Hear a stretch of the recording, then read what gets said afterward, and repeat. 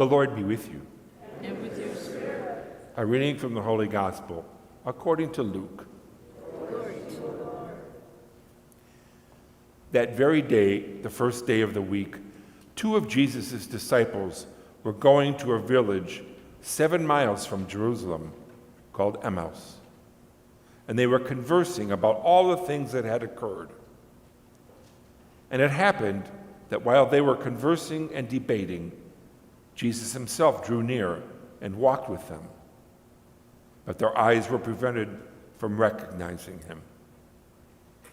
He asked them, "What are you discussing as you walk along?"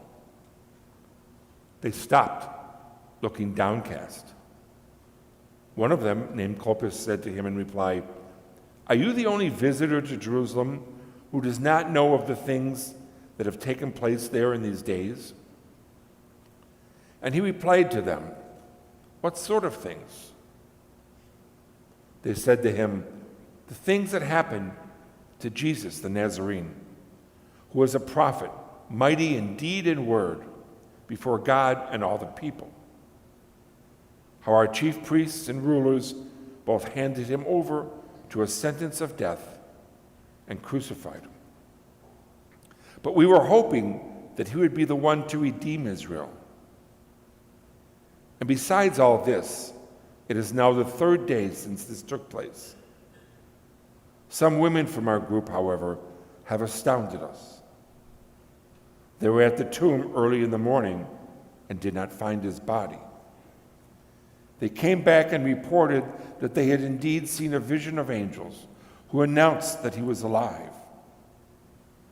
Then some of those with us went to the tomb and found things just as the women had described, but him they did not see." And he said to them, "Oh, how foolish you are!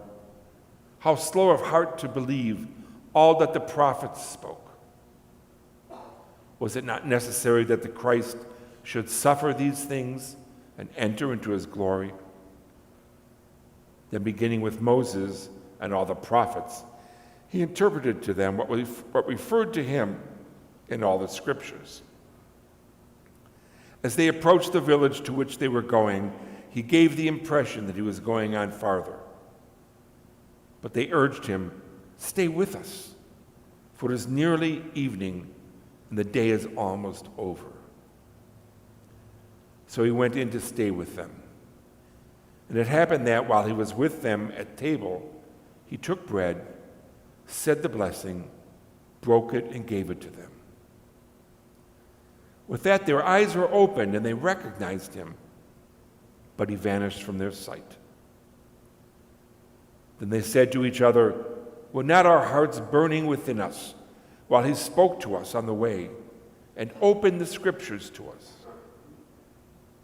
So they set out at once and returned to Jerusalem, where they found gathered together the 11 and those who were with them, who were saying, "The Lord has truly been raised and has appeared to Simon." Then the 2 recounted what had taken place on the way and how he was made known to them in the breaking of the bread. The Gospel of the Lord. Praise to you, Lord Jesus Christ. So last weekend, we hear the story of the risen Lord appearing to the disciples, and at the first time he appeared to them, one wasn't there, Thomas the twin. And Thomas didn't want to believe that Jesus rose until he had tangible proof, until he could touch Jesus' nail print and the print in his side. We call him the doubting Thomas. And in some way, all of us can identify with that. Today we have another story, a great story of 2 of the disciples, Clopas and one other who's not named, leaving Jerusalem after the Passover. Perhaps we can call them the confused disciples, or maybe the disappointed disciples. Are they going away from Jerusalem and going back to their old way of lives? We don't really know, but they're talking about what happened. And they're disappointed because what they expected of Jesus didn't really happen. They thought he was going to become the Messiah and that he was going to take over the world and set them free. And yet he was crucified and died. And so they're a little bit confused. And I think we can say in our lives, we're confused sometimes as well. Confused perhaps with what's going on in our life, confused what's going on in our country, confused with or disappointed. But they're on a journey. They're on this journey. And we too are on a journey, not to Emmaus, obviously, and it's not just 7 miles long. It's our journey of faith, which began when we were very young, and it continues.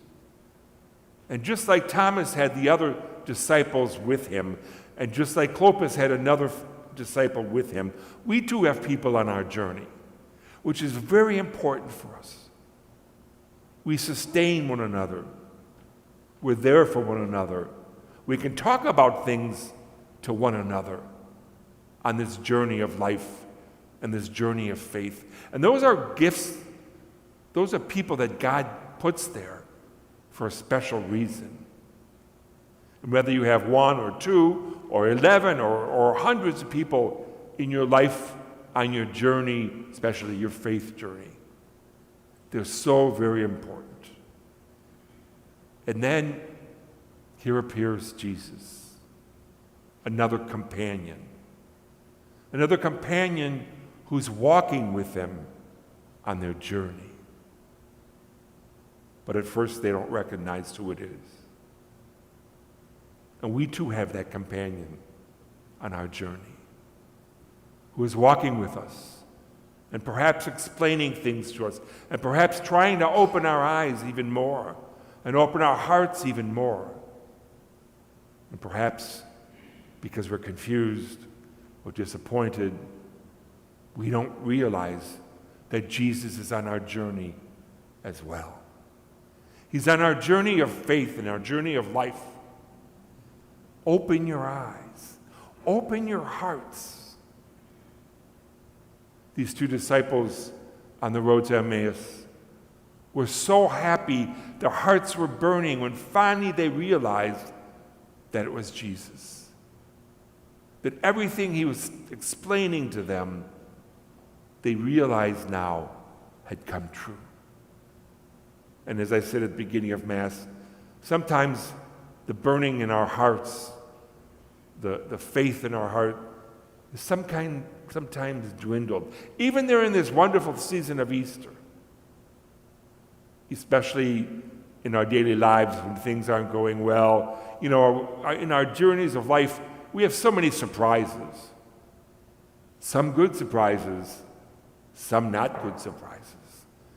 And we sometimes are disappointed.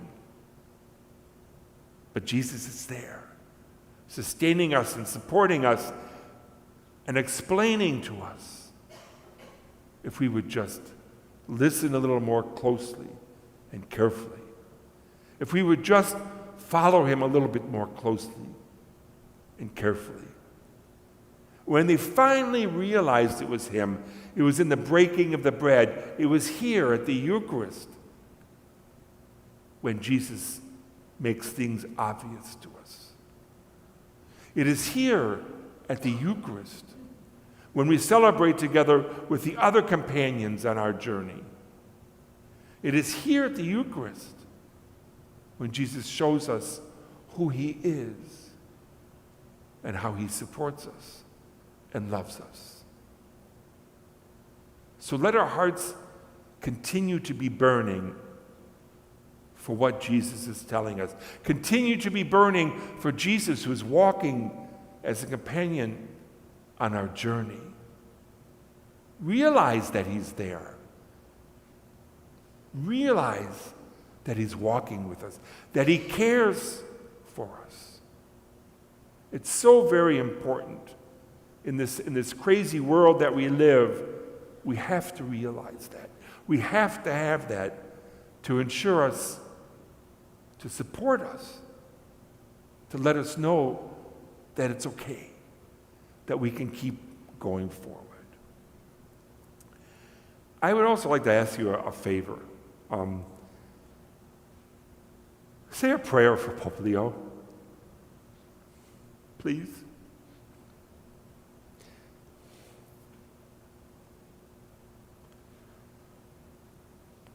As you know, he's a good friend of mine. I knew him from seminary school. And without getting political, I just think he needs our prayers.